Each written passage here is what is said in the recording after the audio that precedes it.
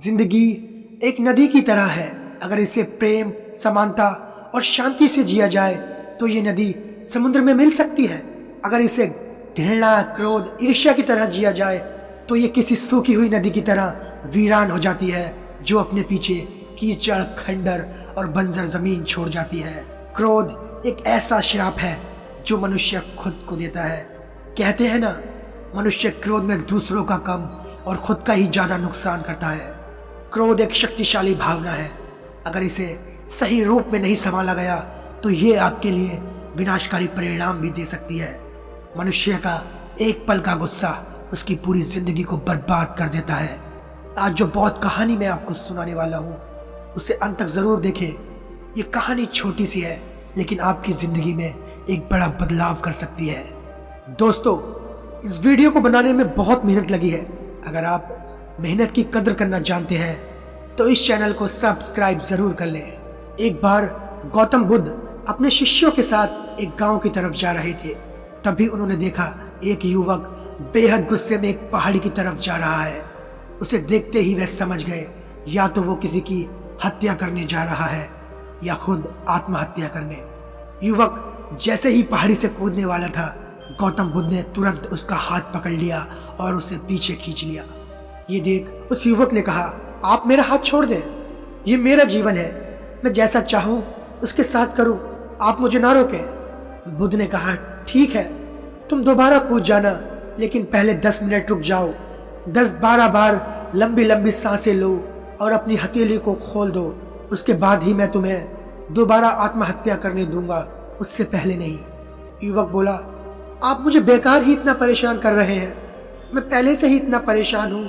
अगर आप कहते हैं तो ठीक है, मैं 10-12 बार लंबी लंबी सांसें ले लेता हूँ, अपनी हथेलियों को खोल देता हूँ, उसके बाद आप मुझे आत्महत्या करने से नहीं रोकेंगे। युवक ने अपनी सांसें बंद की, 10 बार लंबी लंबी सांसें ली और अपनी हथेलियों को खोल दिया और फिर धीरे धीरे उसने अपनी आंखें खोली। फिर बुद्ध ने कहा, ठीक है, अब तुम जा सकते हो। वो युवक पहाड़ी की तरफ गया। उसने जैसे ही कदम आगे बढ़ाया, पहाड़ी के नीचे देखा। वह देखते ही पीछे हट गया और वापस जाकर बुद्ध से बोला, आप कौन हैं? आपसे तेजस्वी व्यक्ति मैंने आज तक नहीं देखा। अभी मेरे साथ क्या हुआ है, आप मुझे समझा सकते हैं? कुछ वक्त पहले मैं इस पहाड़ी से कूदना चाहता था, लेकिन अब एक भय उत्पन्न हो गया है। बुद्ध मुस्कुराए और बोले, जब तुम पहाड़ी से कूदने वाले थे तब तुम्हारे अंदर क्रोध था। क्रोध सोचने समझने की शक्ति को नष्ट कर देता है। हमारी बुद्धि उस वक्त काम करना बंद कर देती है। उस समय तुम फिर वही करते हो जो तुम्हारा मन कहता है। उस समय तुम क्रोधित थे, तुम्हारा मन एक जगह नहीं था। उस समय तुम खुद को खत्म कर देना चाहते थे, लेकिन जब तुमने अपनी आंखें बंद करके लंबी लंबी सांसें ली और अपनी हथेलियों को खोला, तब तुम्हारा दिमाग और मन दोनों शांत हो गया और तुम्हारी नकारात्मक ऊर्जा सकारात्मक ऊर्जा में बदल गई, जिसके कारण तुम्हारी बुद्धि को नियंत्रण प्राप्त हुआ और तुम सही निर्णय लेने में सक्षम हो सके।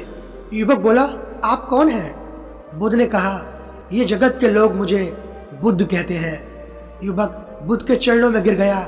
युवक बोला, हे बुद्ध, आप मुझे अपनी शरण में ले लो। मैं अपने पिता को सबक सिखाना चाहता था, इसीलिए मैं आत्महत्या करने जा रहा था। बुद्ध ने कहा कि आत्महत्या करके कोई इस शरीर के साथ कुछ भी नहीं कर सकता। जब तक हमारे पास ये शरीर है हम कुछ भी कर सकते हैं, लेकिन यदि ये शरीर नहीं होगा तो हम कुछ भी नहीं कर सकते। युवक कहता है, आप सही कहते हैं बुद्ध, लेकिन आप नहीं जानते मेरे पिता ने मुझे कितना अपमानित किया है। वो मुझे हर बात पर टोकते हैं। बचपन में वो मुझसे बेहद प्रेम करते थे, उसके बाद उन्होंने मुझे शिक्षा प्राप्त करने के लिए गुरुकुल भेज दिया। मैं हमेशा सोचता था कि गहन अध्ययन करके उनका नाम रोशन करूंगा। ये देख वो बेहद खुश होंगे।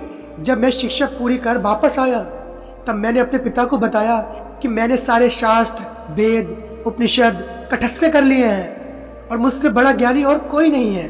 तब वह खुश होने की वजह मुझसे कहते हैं कि अपने आप को ज्यादा ज्ञानी होने के भ्रम में ना डालो और ना ही खुद में अहंकार लाओ।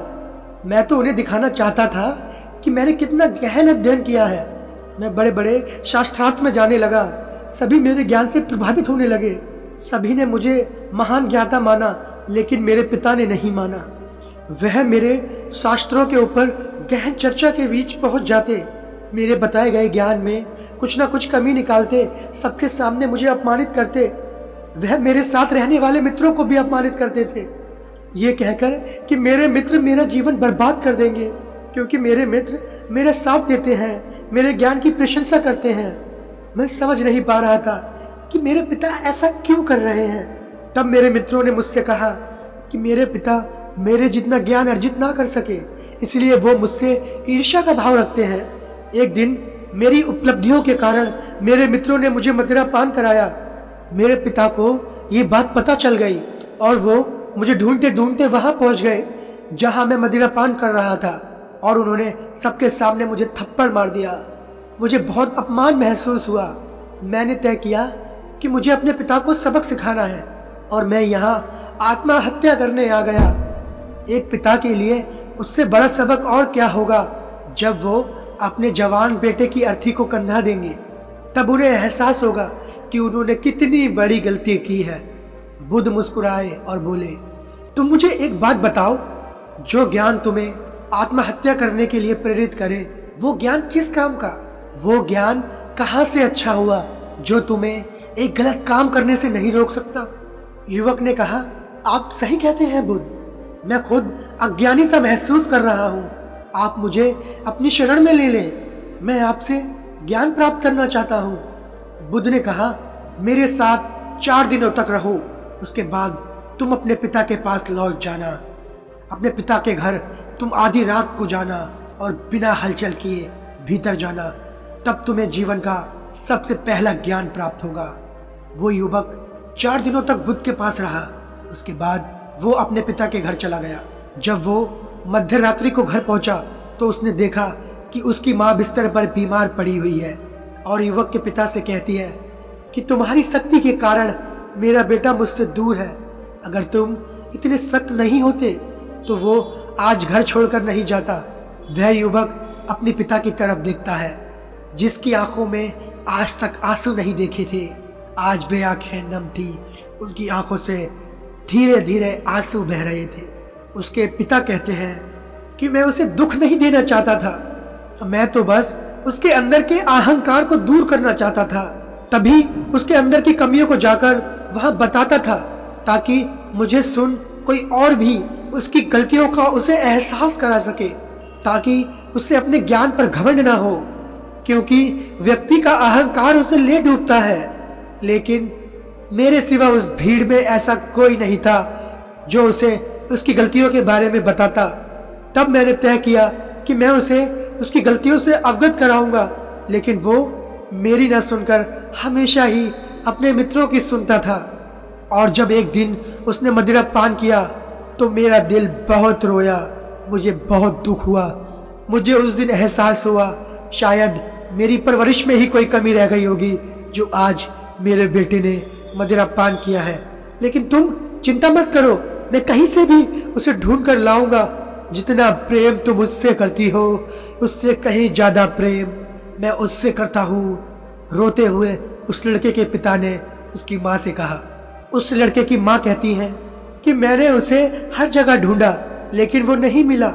मेरा मन कहता है कि यहाँ से कुछ दूर एक गांव में गौतम बुद्ध रुके हैं, वह वही होगा, तुम उसे वहां जाकर देखो।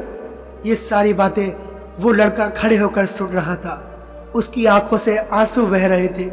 वह चुपचाप वहां से चला गया और गौतम बुद्ध के पास पहुंचा और बोला, हे बुद्ध, अगर आपने उस दिन मुझे आत्महत्या करने से ना रोका होता तो मुझसे कितना बड़ा पाप हो जाता। बुद्ध ने उस युवक से कहा, इस जीवन की सबसे बड़ी गलती आत्महत्या है। ये जीवन तुमने खुद नहीं लिया है, ये जीवन तुम्हें दिया गया है, इसलिए तुम्हें कोई हक नहीं है इस जीवन को खुद से नष्ट करने का। कल सुबह तुम्हारे पिता यहाँ आएंगे, तुम उनके साथ जाकर उनके ऋण को उतारना। युवक ने कहा, हे बुद्ध, मुझे मेरा जीवन व्यर्थ ही लगता है। आप तो सत्यता के उजागर हैं। मैं आपके साथ रहकर आपसे ज्ञान प्राप्त करना चाहता हूँ। आप मुझे कृपया अपने संग में शामिल कर लें। बुद्ध ने कहा, जब कल सुबह तुम्हारे पिता यहाँ आएंगे तब तुम उनसे बातचीत करना और उनकी आज्ञा लेना। तब तुम्हें लगे कि तुम्हें ज्ञान की जरूरत है तो संघ के दरवाजे तो सबके लिए हमेशा ही खुले हैं। इतना सुनने के बाद वो लड़का बुद्ध के चरणों में नतमस्तक हो गया। तो दोस्तों, कैसी लगी आपको ये कहानी? कमेंट करके जरूर बताएं। अच्छी लगी हो तो इस चैनल को सब्सक्राइब जरूर कर लें। फिर मिलते हैं नई कहानी में, तब तक के लिए नमो बुद्धाय।